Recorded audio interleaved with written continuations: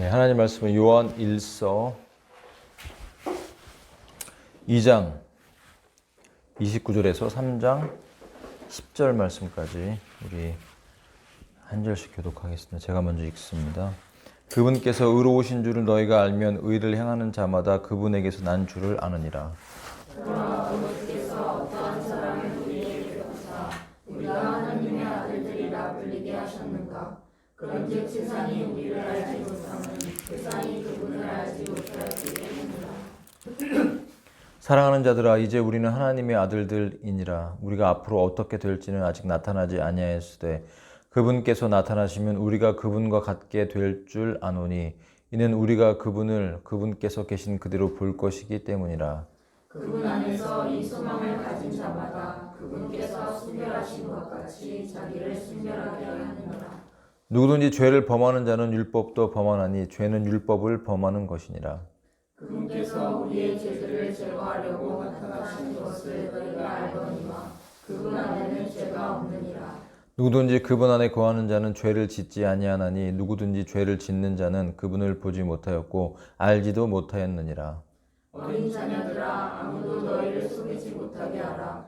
의를 행하는 자는 그분께서 의로우신 것 같이 의로우며 죄를 범하는 자는 마귀에게 속하나니 마귀는 처음부터 죄를 짓느니라. 하나님의 아들이 나타나신 목적은 이것이니 곧 그분께서 마귀의 일들을 멸하시려는 것이라. 누구든지 하나님에게서 난 자는 죄를 범하지 아니하나니 이는 그분의 씨가 그 속에 머물러 있기 때문이라. 그는 하나님에게서 왔으므로 죄를 지을 수 없느니라. 다 함께 이로써 하나님의 자녀들과 마귀의 자녀들이 드러나나니 누구든지 의를 행하지 아니하는 자나 자기 형제를 사랑하지 아니하는 자는 하나님께 속하지 아니하느니라. 아멘. 아멘. 2장 29절에 보면 이렇게 다시 풀어서 본문을 설명을 하면 그분께서 의로우신 줄을 너희가 알기 때문에, 너희가 안다는 것이 알기 때문에 의를 행하는 자마다 그분에게서 난 줄을 아느니라. 다시 말하면 오늘 본문의 전반적인 내용은 하나님의 의예요. 하나님은 의로우신 분이라는 것입니다. 의와 죄가 비교되면서 우리에게 제시되고 있는데 도대체 하나님을 믿는다는 것은 무엇이냐 하는 것이에요.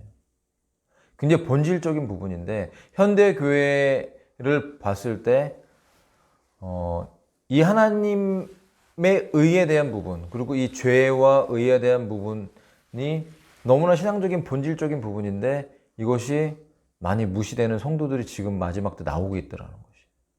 근데 초대교회 때도 이런 부분이 있었다는 것이에요. 그래서 본문에 보면 계속해서 영지주의자들의 삶에 대해서 비판하고 있어요. 그 영지주의자는 말은 굉장히 고상하다는 거예요. 굉장히 영적이고 심오하고 굉장히 특별한 영적인 지식을 가지고 있는 것처럼 그들이 얘기하는데 행동은 세상 사람하고 똑같다는 거예요. 그러니까 이것이 문제라는 것이죠. 여러분, 그리스도인들도 죄를 짓습니다. 죄를 안 지으세요? 죄를 짓죠. 실수합니다. 나도 모르게 거친 말을 한다든지 비판하지 말라고 그러는데 나도 모르게 비판한다든지 못나는 생각이 머리에 들기도 하고 탐욕이 생기기도 하고 상처를 주기도 하고 내가 의도적이진 않아도 만약에 내가 의도적으로 계속 지속적으로 죄를 짓는다면 문제가 있는 거죠. 오늘 먼저 29절을 시작하면서 그러니까 하나님은 의로우신 분이라는 걸 우리가 알고 있다는 것이에요. 어떻게 알죠? 믿지 않는 사람도 하나님이 의롭다는 건 알고 있어요. 그죠? 그러니까 하나님을 믿는 사람들이 의롭지 않은 행동을 하면 비판을 받는 거예요. 왜? 하나님 믿는다며, 예수님 믿는다며 하면서 세상에 지탄을 받는 거예요. 어떤 목사라는 사람이 나는 원래 돈을 좋아해 라든지 이런 말을 하고 나는 원래 어쩌고 하나님한테 쌍스러운 말도 하고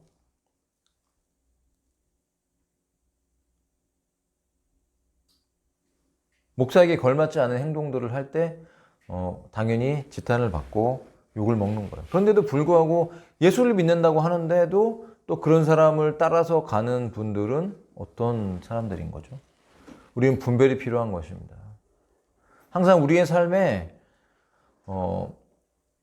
사람을 분별할 줄 알아야 돼요. 저 사람이 진짜인지 가짜인지. 왜 그러냐면 만약 저 영혼이 가짜라면 진짜 성도가 아니에요. 불신자인 거예요. 그럼 오늘 본문에 사실 말하고 있는 영지주의자들은 누구냐면 불신자인 것입니다. 불신자. 여러분 참 신자가 있고 불신자가 있고 신자이지만 우리가 불신자같이 비슷하게 우리의 삶이 드러나는 사람도 있어요. 그리고 어떤 사람은 신자이지만 아직 믿음이 연약해서 우리 안에 제거되어야 될 죄의 문제가 또 많은 사람이 있죠. 아이들이 있고 청년들이 있고 아비가 있는 것처럼 믿음의 단계에 따라서 우리의 삶의 거룩함과 의로움도 차이가 분명히 있습니다. 그러나 우리가 우리의 신앙이 성장할수록 우리가 정말 하나님을 닮아서 하나님의 의가 우리 삶 속에 드러나는 삶이 되어야 된다라고 성경은 말씀해주고 있는 것이에요. 그래서 의를 행하는 자, 이것은 습관적으로 자동적으로 의를 추구하는 삶을 말하는 것이에요. 우리가 믿음으로 거듭났다라는 것은 습관적으로 지었던 죄들이 끊어지기 시작하고 아직 내 안에 완성되지는 않았지만 기본적으로 내가 의롭게 살려고 애쓰는 성향이 내 안에 생겼다는 것이에요. 여러분 믿지 않는 사람에게도 양심은 있죠. 어떤 사람은 양심이 화인 맞은 사람이 있지만 또 어떤 사람은 믿지 않는데도 양심이 좀 있어요. 그런데 그런 일반적인 세상 사람들이 태어났을 때 갖고 있는 그런 양심과는 다른 예수 믿는 사람들에게는 선한 양심이라는 것이 있습니다. 성령님이 우리 가운데 들어오시면 그때부터 선한 양심이 생겨요. 그리고 이 선한 양심을 우리가 계속해서 믿음 가운데 영적으로 성장하면서 키워나가서 계속 삶의 방식이 의를 행하는 자로 드러날 때, 그러니까 우리 주변에 우리 가운데서 직장 생활하면서도 이것이 불이다 라고 했을 때 너무 괴로워하고 내가 이 불의에 동참할 수 없다라고 표현하면서 그렇게 하는 삶의 방식, 이런 것들이 의를 행하는 자인 거죠. 세상 사람들은 여러분 얼마나 많이 불의를 행합니까? 공무원들도, 고위직에 있는 사람들, 경찰들도 그렇고, 우리가 알지 못하는 엄청난 사실 비리가 있을 거예요. 내부 정보를 가지고.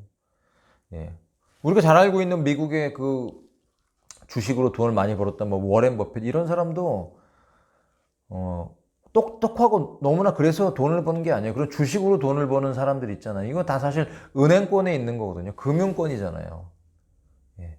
뭘 만들어서 버는 게 아니라 주식이라는 것을 사고 팔면서 그 차익을 가지고 돈을 버는 건데 내부 정보가 있죠. 그 내부 정보가 도는 거예요. 정권에 있는 사람들이 예를 들면 어디에 개발이 된다. 이게 새 나가면 돈이 있는 사람들이 그 새 나가는 곳에 땅을 사거나 어느 기업이 곧 뜰 것이다. 이제 예를 들면 전기차 배터리 산업이 뜬다. 그러면 내부 정보가 돌면 그걸 가지고 아직 그 주식이 쌀 때 사갖고 100배, 1000배까지도 띄우잖아요. 여러분 10,000원 갖고 있는데 그 10,000원으로 주식을 사는데 10,000원이 1,000,000원이 됐다고 생각해 보세요. 여러분 그런 투자가 어디 있습니까?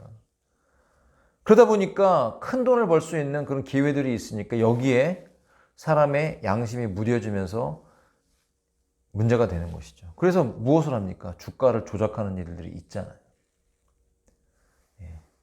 이번에도 주가 조작의 문제가 좀 터져갖고 단위가 조단인데 여기에 수많은 사람들이 엄청난 돈을 빚까지 대갖고 들어갔는데 여기 유명 연예인도 임모 씨도 들어가 있어갖고 모르고 그랬다고 하지만 사실 여러분 모르고 했다는 게 말이 됩니까?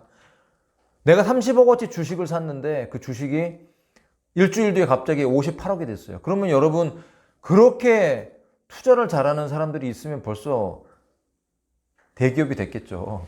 그렇지 않아요? 그렇게 주식이라는 것이 간단한 것이 아닙니다. 누가 그 주식이 일주일 뒤에, 2주 뒤에 엄청나게 뭐 10배, 100배로 뜰 것이라는 것을 다 알고 있는 일반인들이 몇 명이나 되겠어요. 여기에는 결국 정보라는 것이 들어가고 그 정보는 돈을 만드는 것이기 때문에 그 정보를 사고 파기도 하고 여기에 엄청난 비양심이 들어가기도 하는 것입니다. 그렇기 때문에 크리스찬들도 늘 이런 유혹이 우리 가운데 있죠. 돈 문제뿐만 아니라 또 직장인들은 어떤 법인카드를 사용하는 문제. 법인카드 회사에서 주잖아요. 업무적인 일에 사용하라고 주는데 그걸 가지고 내 사적으로 막 사용하게 되잖아요. 여러분 우리가 주님 앞에 서서 갔을 때, 주 앞에 섰을 때 이런 하나님 앞에서 의의 문제와 불의의 문제, 그러니까 의의 문제, 의를 행하는 것과 의를 행하지 않아서 그것을 죄라고 칭하는 그런 모든 것에 대해서 낱낱이 주님 앞에서 그것에 대해서 토해낼 날이 온다라는 것이에요. 그래서 자, 3장 1절 넘어가 볼게요. 하나님, 그러니까 아버지께서 어떠한 사랑을 우리에게 베푸셨는가? 아들을 주신 거죠. 그 아들 예수님을 죽기까지 해서 우리에게 그 사랑이 이것이다라고 우리에게 확증해서 보여주신 것이 예수님의 십자가의 구속이잖아요. 그것 때문에 우리가 하나님의 아들들이 되게 하셨어요. 아들이라 불리게 하신 거. 이거 바로 칭의를 말하는 것입니다. 이제 거듭난 거죠, 영이. 그리고 친아들이 아니잖아요, 우리가. 하나님의. 그럼 우리 원래는 누구의 아들로 태어난 건가? 이 땅에 육신을 가지고 태어나는 모든 인간들은 마귀의 자녀로 태어나는 것입니다. 죄와 사망의 법에 태어나면 그냥 죄에 중독돼서 죄를 지을 수밖에 없는 존재인 거죠. 너무나 안타까운 존재인 거예요. 그러나 하나님께서 그대로 이 세상의 존재들을 그렇게 두기를 원치 아니하시고 하나님은 하나님의 아들들이 나타나기를 계획하셨어요. 그래서 자신의 친아들을 이 땅에 보내서 십자가에 못 박아 죽기까지 하시고 그 구속의 사건을 믿음으로 말미암아 우리가 의롭게 되게 하시고 그래서 하나님의 아들들이라고 칭해지게 하신 거예요. 피조물들이 그 하나님의 아들들이 나타나기를 원하세요. 그 하나님의 아들들이 지금은 앞으로 어떻게 될지 나타나지 아니했다고 얘기해요. 자 보세요. 하나님의 아들들이라 불리게 하셨지만 우리의 그런 확신이 있고 그런 믿음이 있지만 세상은 우리를 알지 못한다는 거예요. 세상은 우리가 하나님의 아들이라는 것을 확실하게 알지 못한다는 거예요. 그래서 교회를 핍박하고 무시하고 하나님을 무시하는 일들이 있죠. 2절입니다. 사랑하는 자들아 이제 우리는 하나님의 아들들이라. 우리가 앞으로 어떻게 될지는 아직 나타나지 아니했다는 건 뭐냐면 우리가 앞으로 될 것. 예수님이 공중재림하실 때 여러분 우리의 몸이 변화돼서 그분과 같은 몸으로 바뀔 이 놀라운 사건이 아직 우리 가운데 나타나지 않았다는 거예요. 이것은 무엇을 말하냐면 2절은 이 땅을 살아가는 우리가 하나님의 자녀임에도 불구하고 세상에서는 어떤 면에서는 버러지와 같고 찌꺼기와 같이 인생 말종처럼 세상 끝에 찌꺼기처럼 보여지는 무시당하는 그런 사건들 속에서 있는 크리스찬들. 전 잘 모르겠는데 그 정도는 아닌데요 라고 할지 모르겠지만 여러분 아프리카에서 지금도 크리스찬들이 나이지리아나 이런 데서 엄청난 순교가 사실 일어나고 있습니다. 짧은 기간 내에 막 1000명씩 목배임을 당하고 200명씩 교인들이 막 교회를 불태워서 문 잠가놓고 통구이가 돼서 죽는 크리스찬들이 지금도 있습니다. 얼마나 여러분 짐승만도 못하게 취급받는 기독교인들입니까? 북한에서 저 지하교회에 숨어서 여기는 70년도인가요? 북한에서 어떤 공사를 하는데 땅을 팠는데 그 땅 안에서 세상에 지하교회가 발견된 거예요. 20년 가까이 그 지하에서 머리가 긴 사람들이 숨어서 다 떨어진 옷을 입고 깨져져한 모습으로 지하에서 예배드리다가 발견됐어요. 목회자도 나오고. 북한에 엄청난 부흥이 일어났었지 않습니까? 근데 공산주의가 들어오고 그들은 그들의 삶을 드러내질 못했어요. 지하로 숨어 들어갔어요. 카타콤처럼. 그런데 그것이 공사 중에 발견된 거예요. 다 순교당했습니다. 콘크리트 까는 그 큰 도르래 같은 엄청난 그 차로 성도들 깔고 지나갔답니다. 기억나십니까? 나중에 목사님이 한 분이 그 도르래가 다리를 깔고 옮기는데 정말 얼마나 고통스러운지 비명을 지르면서 죽어가는데 그 순간 그 통증의 찰나의 통증이 지나면서 성령님이 그분에게 임하시니까 그때부터 통증을 느끼지 못하면서 찬양하면서 마지막 길을 갔다는 거야. 찬양하면서. 얼마나 버림받아 보입니까? 얼마나 무시당합니까? 얼마나 정말 찌꺼기 벌레만도 못하게 우리가 이런 모기 하나 잡는 것처럼 개미 죽이는 것처럼 그렇게 벌레만도 못한 존재로 그렇게 죽어갔지만 그들이 하나님의 아들들이라는 거예요.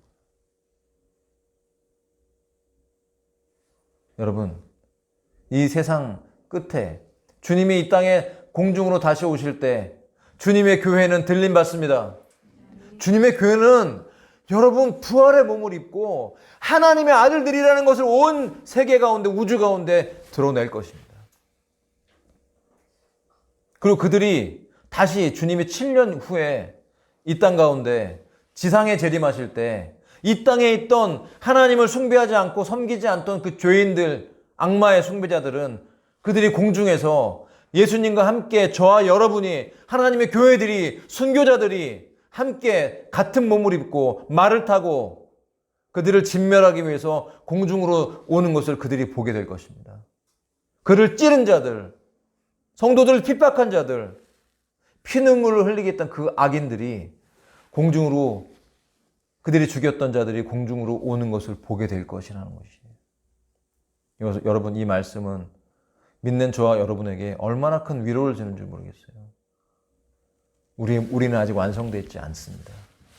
우리는 아직 하나님의 아들들이라는 것이 온 세상 가운데 온전하게 드러나 있지 않아요. 그러나 그때가 되면 공중으로 오실 때 그리고 지상으로 오실 때 주님께 올라가고 주님과 함께 내려오면서 온 우주가 다 볼 수 있도록 드러난다. 그때가 온다. 그러므로 여러분 그때까지 그날을 기대하면서 우리가 이 땅에 살아나가는 정말 하나님께서 우리에게 주시는 좋은 인생의 기회이며 시간이라는 것을 우리는 기억해야 됩니다. 그러면 때로는 힘들고 때로는 지치고 육신이 연약하고 죄에 넘어지고 피곤한다 할지라도 우리가 좌절하지 말아야 되는 것은 하나님의 때가 되면 모든 것들이 다 완성되고 드러날 것이기 때문에 우리는 위로를 받고 용기를 얻으며 믿음의 삶 가운데 낙심하지 말아야 되는 것입니다. 힘있게 바로 서야 됩니다. 하나님을 예배하며 일어나야 되는 것입니다. 그 3절에 그분 안에서 이 소망이 있는 자들, 이게 엄청난 소망이라는 거예요. 여러분 소망이 우리 안에 있습니까? 소망은 저 하늘에 있는 거, 주님께 있는 거, 우리에게 속한 게 아니에요. 내가 다단할 수 있다면 그것은 소망이 아니겠죠. 내가 할 수 없는 것, 내가 이길 수 없는 것, 내가 해결할 수 없기 때문에 우리는 하늘을 바라보고 저 보좌에 계신 주님을 바라보면서 걸어가는 거예요. 때로는 멈추는 것 같고 때로는 기어가는 것 같지만 고통과 눈물을 흘리면서도 이 믿음의 삶 가운데 우리가 승리해야 되는 이유는 저 소망이 저 헤븐에 3층천에 눈에 보이지 않아도 살아계시고 우리의 예배를 받고 계시고 수억의 천사가 그 하나의 천사가 우주를 뒤흔들 수도 있는 그 천사들이 그 하나님의 보좌를 진치고 예배하고 허다한 무리들이 주님을 찬양하는 그 예배와 보좌가 실제로 존재하고 새 예루살렘이 실제로 존재하면서 저와 여러분이 거할 집들이 지어지고 있다는 것이에요. 그 새 예루살렘이 천년왕국이 끝난 이후에 하늘로부터 내려온다고 말씀하십니다. 새 하늘과 새 땅이 돼요. 그때는 새 하늘과 새 땅, 이것을 얼마나 이단이 가지고 와서 여러분 기가 막힙니다. 얼마나 영적인 단어이고 얼마나 좋은 것인데 새 하늘과 새 땅, 이것을 신천지라고 하면서 사람들이 그것을 생각하지 않도록 마귀가 방해하고 있는 것이에요. 그럼 여러분 우리는 새 하늘과 새 땅을 바라봐야 됩니다. 처음 하늘과 처음 땅이 지나갑니다. 여러분 그저께인가요? 어젠가요? 제가 차를 타고 가는데 이 먹구름 사이로 이 먹구름이 이렇게 있는데 그 도로 한가운데로 도로로 막 가는데 먹구름이 이렇게 양옆으로 보이면서 그 구름 사이로 먹구름 자체도 멋있었어요. 막 이렇게 무슨 폭포가 내리는 것처럼 아래 구름이 멋있는데 그 구름 사이로 이렇게 먹구름이 전체가 있는 게 아니라 그 눈을 뜬 것처럼 가운데가 이렇게 벌어져 있는데 그 벌어진 사이로 빛이 들어오는데 너무나 멋있었어요. 처음 하늘과 처음 땅도 하나님이 지으신 것도 너무나 아름답습니다. 너무 멋있습니다. 하지만 새 하늘과 새 땅이 되면 그것과 비교할 수 없는 놀라운, 우리가 상상할 수도 없는 새 하늘과 새 땅, 우주 전체가 새로워지는 것입니다. 하나님이 그것을 이루실 것입니다. 그리고 그 새 하늘과 새 땅에, 이 땅에 지구를 버리지 않습니다. 딥스테이트는 지구를 버리려고 그러죠. 지구를 쓰레기를 만들어 놓고 화성에 간다고 그러고 이 지구에는 노예들을 가둬놓고 산다고 아주 그 행복한 꿈을 꿔요. 꿈 많이 꾸세요. 그 꿈은 절대 이루어지지 않을 것입니다. 왜? 하나님께서 정하신 대로 될 것이기 때문에. 하나님께서 정하신 것들은 일론 머스크가 아무리 화성에 뭘 쏘고 화성에다 뭘 건설한다고 하는데 꿈 많이 꾸세요. 헛된 꿈. 그러나 우리의 꿈은 헛되지 않고 우리의 꿈은 바로 이루어질 소망인 줄로 믿습니다. 왜? 하나님께서 새하늘과 새 땅을 만드실 것이기 때문에. 그리고 새 예루살렘 성이 하늘에서 신부가 단장한 것처럼 이 땅 가운데 내려올 것이고 여러분은 그 성 안에 들어갈 권세를 이미 받은 줄로 믿습니다. 이것을 놓치지 말아야 됩니다.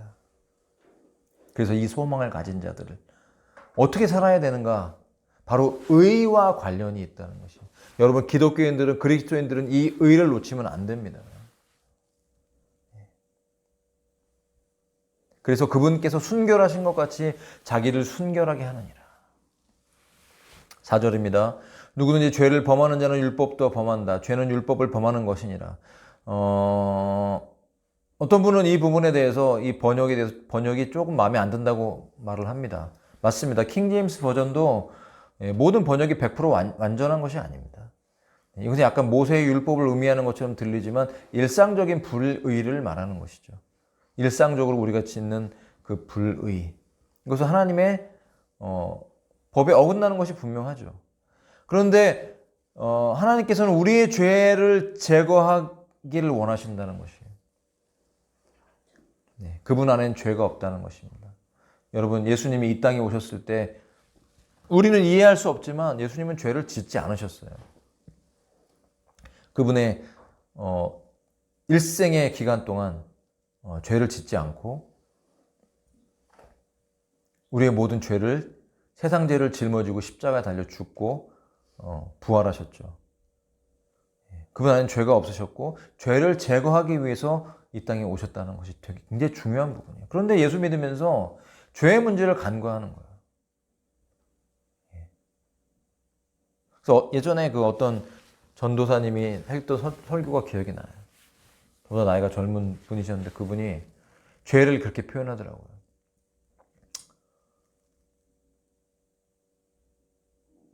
내 자녀가 강도에게 칼에 맞아 죽었어요. 그 칼이 죄와 같은 것이라고 표현하더라고요.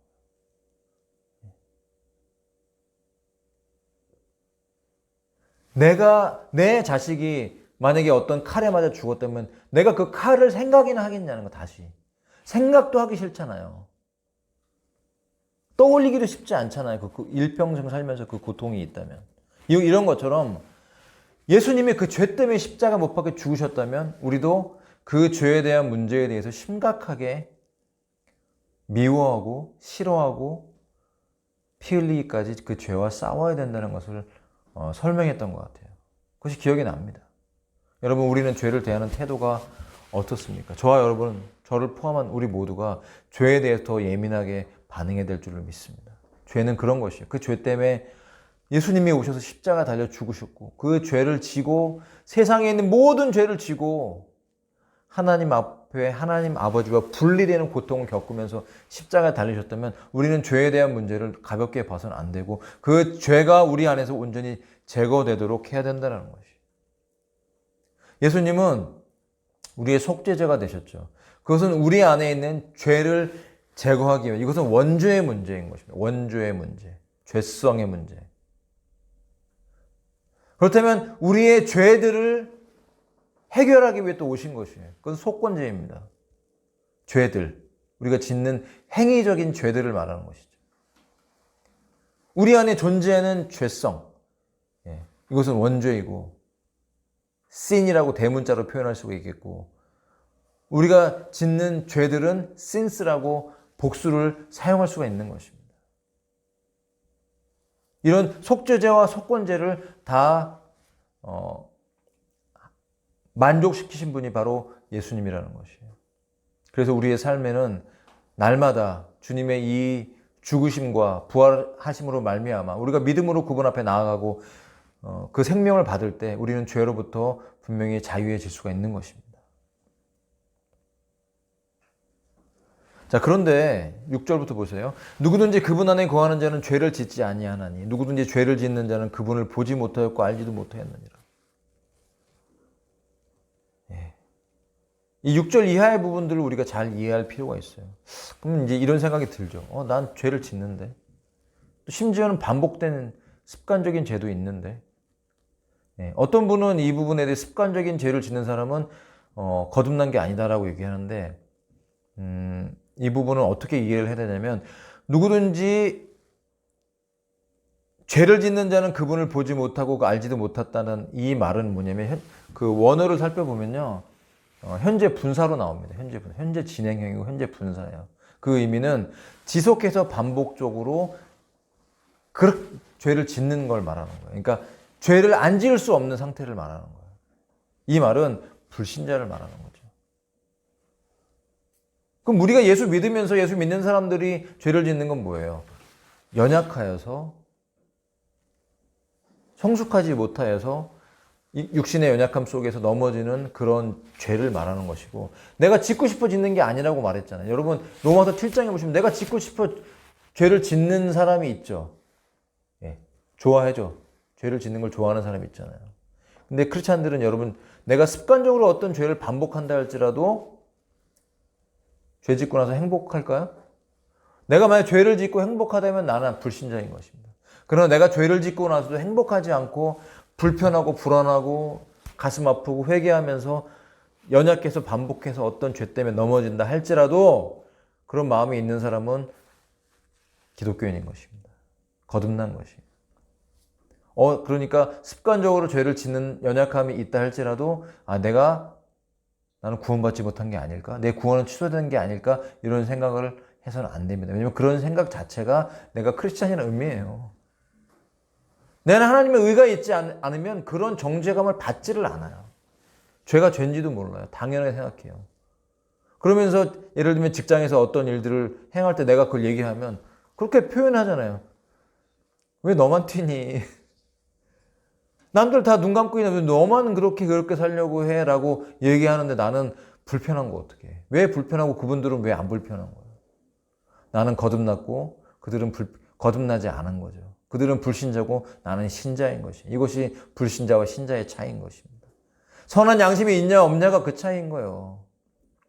심지어 내가 연약해서 그거를 짓는다 할지라도 그것 때문에 행복한 게 아니라니까요. 불편하고 고통스럽고 정말 이거 빨리 해결하고 싶고 그런 마음이 있다는 것을 기억한다면 여러분 하나님의 자녀인 것입니다. 그렇다면 우리는 그 죄의 문제를 해결할 수 있는, 그리고 해결하기 위해서 오신, 제거하기 위해서 오신 주님 앞에 엎드려야 되는 것입니다. 될 때까지 엎드립시다. 아멘. 끊어질 때까지 엎드립시다. 피 흘리기까지, 고통스럽고 몸부림치고 여러분 떼굴떼굴 굴르는 한이 있다 할지라도, 그리고 또 넘어진다 할지라도 회개하면서 계속해서 그분의 보좌 앞에 나아가면서 우리의 삶을 오픈하고 내어놓고 기도할 때, 어떤 죄는 죄성이 너무 깊어서 오래 걸리는 죄가 있다는 것이에요. 그럼 남 판단할 필요 없습니다. 남성, 여성, 형제, 자매, 사람의 성격이나 성향에 따라서 죄가 드러나는 양상은 다 다르지만 사실 여러분 죄는 다 똑같은 거예요. 죄는 죄인 것입니다. 마귀로부터 온 것이고 그 하나의 죄를 범했을 때 내가 다른 사람보다 큰 죄를 짓진 않았어도 내가 범한 그 하나의 죄 때문에 그것이 해결되지 않으면 나는 지옥에 갈 수밖에 없는 그런 존재이기 때문에 큰 죄, 작은 죄가 있겠지만 죄는 죄다. 그러므로 우리는 그 누구도 판단할 수 없는 것입니다. 죄의 문제는 꼭 우리가 주님 만나기 전에 정말 해결받고 가능한 한 정말 작은 죄도 정말 처리하고 해결해서 주님 보실 때 깨끗하고 정결한 점도 없이 흠도 없이 그분을 만나는 예수님의 신부로 우리가 갈망하면서 이 땅의 삶을 살아가면서 부지런히 우리의 삶을 정결하게 깨끗하게 정리정돈하는 삶을 살아야 되는 것입니다. 그것이 여러분 지금 이 시즌에 필요한 믿음의 삶인 것입니다. 그것이 우리가 주님 만날 때 부끄럽지 않도록 해 주실 줄로 믿습니다. 예, 아무도 너희를 속이지 못하게 하라는 거예요. 의를 행하는 자는 그분께서 의로우신 것 같이 의롭다. 여러분 우리가 의를 행하려고 하는 의가 무엇입니까? 내 안에 하나님의 의가 이미 들어와 있는 것이죠. 내 안에 생명이 들어와 있는 것이에요. 내 안에 거룩한 그분 성령께서 내 안에 들어와 계신 것이에요. 그래서 의를 행하고 싶잖아요.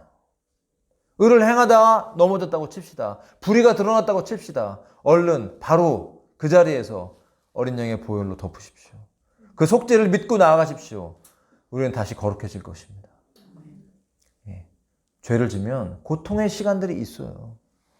근데 죄를 져도 고통의 시간이 없는 자들, 불의한 자들, 동성애자를 지지하면서 목사가 동성애자들을 지지하고 하나님이 동성애자의 편이라고 말하는 하나님의 사역자들, 양심에 찔림도 없이 그렇게 얘기합니다. 이름은 목사인데, 이름은 전도사인데 불신자인 것이죠. 하나님이 싫어하는 거를 불의한 걸 의롭다고 말하면서 조금도 양심에 찔리지 않고 그것을 죄라고 말하는 사람들을 정죄하고 핍박하는 자들. 교회 다니면서 트랜스젠더가 어때? 동성애가 어때? 용납하고 악인들을 용납하고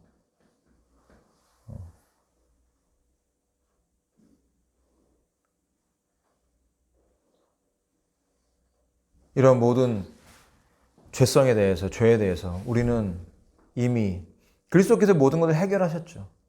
그럼 우리의 삶에 다가오는 그런 크고 작은 죄의 문제들 그런 말미암아 우리가 힘들어하고 세월을 낭비하게 되고 잃어버리는 상급들을 생각한다면 우리는 우리가 이 땅에 하나님이 우리에게 주신 시간들을 통해서 정말 우리의 삶의 죄의 문제들 이것이 제거되는 삶을 놓고 여러분 끝까지 싸우고 기도해야 됩니다. 그런데 이길 수 있습니까? 우리 힘으로? 절대 못 이기죠. 그래서 예수님이 오신 것입니다. 그 사랑의 주님께서 우리 안에 오셔서 그 문제를 해결해 주시는 것입니다. 그러므로 오늘 이 6절 이하에 말하고 있는 이 사람들이 바로 영지주의자라는 거예요. 그들이 가짜라는 거예요. 가짜. 그들은 아예 불신자라는 거예요. 입으로는 엄청 거룩하게 얘기하고 하나님 말씀을 얘기하는데 경건의 모양도 있어요. 심지어 경건의 능력은 없어요. 그 안에. 그러니까 이게 바리새인적으로 나타나기도 하고 바리새인과 같이 내 힘으로 율법을 행할 수 있다라는 거예요. 내 힘으로. 네. 내 힘으로 율법을 행할 수 있다라고 말하는 사람들 잘못된 것이죠. 율법주의자들. 그러나 또 반대로 의를 행할 필요가 없다. 이미 나는 해결됐다. 단번에 죄 용서받았으니까 나는 해결됐고 하지만 발 닦을 필요도 없다. 회개할 필요가 없다라고 말하는 이 두 부류의 사람들이 있다고 말씀드렸죠. 이들이 바로 양상은 달라도 다 영지주의자인 것이에요.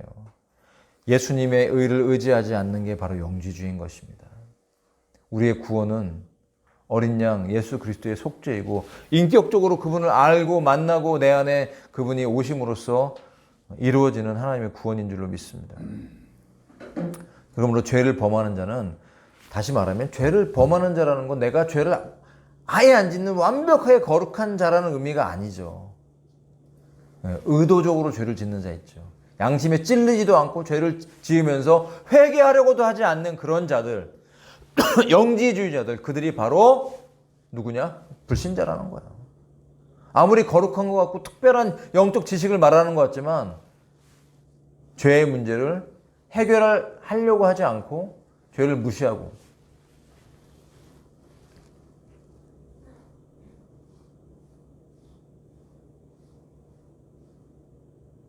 그러나 그들은 마귀에게 속한 자라고 성경은 오늘 우리에게 말씀해 주고 있어요. 그래서 마귀는 처음부터 죄를 짓는다고. 하나님의 아들이 나타나신 목적은 바로 그 마귀의 일들을 멸하려는 것이라. 한국교회에 한동안 엄청나게 지금도 유행했던 그런 이단들이 있었어요. 여러 이단들이 있었죠. 특히 마귀를 내쫓는 기도를 주로 하는, 이것만 기도해요, 주로. 마귀의 일들을 멸하러 오셨다니까. 여러분, 마귀를 대적하는 방법이 있어요. 성경에서 말씀하신 방법. 하나님께 순복하고 그 다음에 마귀를 대적하면 떠나요, 마귀는. 근데 하나님께 순복하지 않고 마귀를 대적하면 마귀는 안 떠나요. 하나님께 순복한다는 게 도대체 무엇을 말하는 겁니까? 회개하는 것입니다. 하나님께 순복하는 건 다른 게 아니에요. 죄를 인정하고 고백하고 회개하는 것이에요. 그러면 우리 안에 그 묶였던 묶임들이 풀려지면서 악한 영아 나사렛 예수 이름으로 나가, 그러면 나갈 수밖에 없는 거예요. 그 권세가 필요한 것이지 소리 지른다고 나가는 게 마귀가 아닙니다. 예, 귀신 쫓는다고 막 엄청나게 막 그런 사역을 많이 했던 이단들이 많죠. 지금도 있죠. 대표적으로 이초석 목사라든지, 예, 등등등 여러 이단들에서 베레아라든지, 예, 그냥 사람만 보면 그냥 귀신 쫓는 거야. 눈만 보면 귀신 쫓고 겁을 주는 거죠. 사실 그들은 아무것도 아닙니다. 우리가 죄 가운데 있을 때 그 영적인 자들의 영향을 받을 수도 있지만요, 우리 안에 성령이 기본적으로 있기 때문에 우리는 예수님의 보혈로 덮기만 하면 어둠의 영들이 내 혼을 터치할 수는 있어도 내 영 안으로는 들어올 수가 없는 것이에요. 그런데 마귀는 오히려 그걸 속이죠. 잘못된 사역자들을 통해서 속여갖고 우리를 겁나게 하고 두렵게 해서 그 공동체 안에 머물게 하고, 어떤 한 사람을, 그 특별한 사람을 통하지 않으면 내 죄의 문제가 해결되지 못할 것처럼, 구원이 취소될 것처럼 두려움을 갖게 해서 못 나가게 하죠. 이게 바로 이단의 특징인 거예요. 가짜의 특징인 것이죠. 누구든지 하나님에게서 난 자는 죄를 범하지 아니하나니 이는 그분의 씨가 그 속에 머물러 있기 때문이라. 그는 하나님에게서 났으므로 죄를 지을 수 없느니라. 이것이 바로 그런 의미예요. 항상 현재 진행형으로 예외 없이 의도적으로 양심에 찔리지도 않고 회개도 하지 않으면서 죄를 짓는 사람을 6절부터 지금까지 다 칭하는 것이에요. 불신자다. 그들이 바로 영지주의자다. 성경은 우리에게 명확하게 얘기해주고 있어요. 그러나 저와 여러분은 영지주의자가 아니죠. 근데 영지주의적인 요소가 우리 가운데 기독교인들도 있을 수 있어요. 왜? 죄의 문제를 어떤 부분에 있어서는 해결하려고 하지 않고 내비두는 것 그냥. 성경은 우리에게 단호하게 말씀하십니다. 죄의 문제를 해결해야 된다. 죄가 끊어져야 된다. 그러므로 포기하지 않고 실망하지 않고 여러분 그 죄를 가지고 여러분 주님 오실 때까지 나의 죄성을 십자가에 못 박으면서 그 보혈로 덮으면서 내가 넘어질 때 즉시 회개하면서 그리고 반복돼서 내가 넘어지는 연약함에 대해서 죄성에 대해서 주 앞에 여러분 간구해야 됩니다. 기도해야 돼요. 포기하지 마십시오. 우리 모두가 다 예외가 아닙니다. 포기하지 말아야 돼요. 드러난 양상은 다를지라도 그 뿌리의 깊음의 정도에 따라서 어떤 것들은 빨리 끊어지고 어떤 것들은 오래 걸릴지라도 포기하지 않고 매일매일 무시로 성령 안에서 나를 넘어지게 하는 모든 연약함과 죄성과 마귀의 유혹으로부터 우리가 보호받으면서 이 땅을 살아가야 됩니다. 정결함으로 나아가야 됩니다. 깨끗게 되어야 될 줄로 믿습니다. 죄가 제거되어야 됩니다. 왜냐하면 이것이 예수님이 오신 목적이라는 거예요. 죄가 제거될 때 그 죄가 제거되면 마귀의 일들이 멸해지는 거예요. 마귀가 하는 일은 뭐냐면 죄짓게 하는 거라는 겁니다. 죄짓게 함으로써 우리가 하나님 넘어지게 할 때 그 죄를 졌을 때 그 죄는 불이기 때문에 그 불의는 의로우신 하나님을 대적하는 게 되는 거예요. 하나님을 대적하면 안 되죠. 하나님을 순종해야 하고 하나님께 순복하라고 성경은 말씀하시는데 우리가 죄를 짓게 되면 하나님을 대적하는 것이죠. 불의한 것이 바로 그런 것이죠. 우리가 죄 없다면 하나님을 거짓말하는 자로 만드는 거라고 그랬잖아요. 모든 사람이 죄를 범하여서 하나님의 영광에 이르지 못했고 우리의 죄의 문제가 분명 해결됐지만 죄성이 남아있는 이 뿌리까지도 거룩하게 되면 그 뿌리로 말미암아 우리가 넘어졌던 죄의 양상들이 사라진다. 겉으로 드러나는 죄들보다 더 무서운 깊이 있는 그 뿌리들이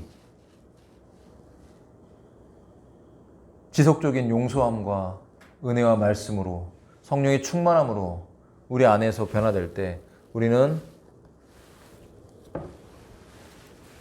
주님이 원하시는 정결한 신부로 준비되는 것입니다. 이로써 하나님의 자녀들과 마귀의 자녀들이 드러난다. 이로써 뭐예요? 죄를 짓는 것과 죄를 짓지 않는 것. 하나님의 자녀들은 죄를 짓지 않는 자들이라는 것이에요. 의를 행하는 자들이라는 것이에요. 의를 행하려고 하는 자들이에요. 의는 의지가 있고 의도가 있다라는 것이에요. 왜? 내 안에 선한 양심이 주어졌기 때문에. 근데 이런 것들을 무시하고 크리스찬들이 기도하지 않고 지속적으로 회개하지 않을 때 어떻게 됩니까? 그러니까 어떤 사람의 믿음이 있었는데 잘못 이단에 들어갔어요. 근데 그 이단의 특징이 뭐냐? 그리스도의 속죄는 강조하는데 회개는 강조하지 않아요. 회개에 대해서 무시를 해요. 이미 해결됐어. 그러면 이미 해결된 건 원죄죠. 아직 해결되지 않은 거는 죄들 아니에요, 죄들. 발을 닦아야 될 거 아니에요. 온몸이 다 깨끗하다는 것입니다. 예수님이 베드로에게 그 말씀을 하신 이유는 우리의 원죄가 해결됐다는 거예요. 십자가에 달리신 어린 양 때문에. 하지만 우리가 짓는 죄, 내가 짓는 자범죄, 죄들, 그래서 속건제가 필요한 것인데 그 속건제는 매일매일 해야 되는 것이 매일매일 회개하고 어린 양의 보혈로 덮을 때 해결되는 것이죠. 근데 이 회개를 무시했을 때 어떤 일이 생깁니까? 분명히 속죄에 체험을 했지만 죄를 회개하지 않고 시간이 흘렀는데 어느 날 보니까 그 사람의 삶이 불신자같이 돼 있는 거예요. 그럴 수 있다는 것입니다. 그래서 우리가 어떤 말씀을 듣는가 너무 중요하고 특별히 이 죄의 문제에 대해서 명확하게 이렇게 성경에서 우리에게 말씀하신 부분들을 기억하면서 저와 여러분의 삶 속에서 정말 이 시즌에 우리의 죄가 해결되기를 축복합니다. 우리의 죄의 해결을 위해서 하나님 앞에 더 거룩해지고 정결해지기 위해서 우리가 기도해야 될 줄을 믿습니다. 그럴 때 우리는 하나님 앞에 하나님의 아들들로 주님이 공중으로 오실 때 1차로 드러날 것이고 주님이 재림하실 때 2차로 드러날 것입니다. 그 자리에 영광스럽게 우리가 참여하게 될 것입니다. 그렇다면 당연히 이 소망을 가진 자들이 자기를 깨끗게 하지 않겠습니까? 그러므로 하나님의 자녀들과 마귀의 자녀들이 구분되는데 바로 이 문제는 의롭게 살려고 하느냐 아니면 죄인으로 이 죄의 문제에 대해서 둔감하느냐 이 차이인 것입니다. 그리고 하나님께서 우리에게 예비하신 그 놀라운 은혜와 복들을 받아 누리고 열매 맺고 살기 위해서는 이 죄의 문제를 꼭 해결해야 되는 것입니다. 그러므로 여러분 힘을 내서 그 보좌를 바라보면서 소망을 가지고 내가 주님처럼 될 것이다. 정결하게 될 것이다. 그리고 공중으로 오실 때 내가 완성될 것이다 라고 분명히 믿기 때문에 이 땅에서 우리가 살아가는 그 모든 삶의 그 기회들을 그렇게 아름답게 소망으로 살아가면서 열매 맺어야 될 줄로 믿습니다. 여러분 우리가 기도하실 때 하나님 말씀 붙잡고 죄의 문제에 대해서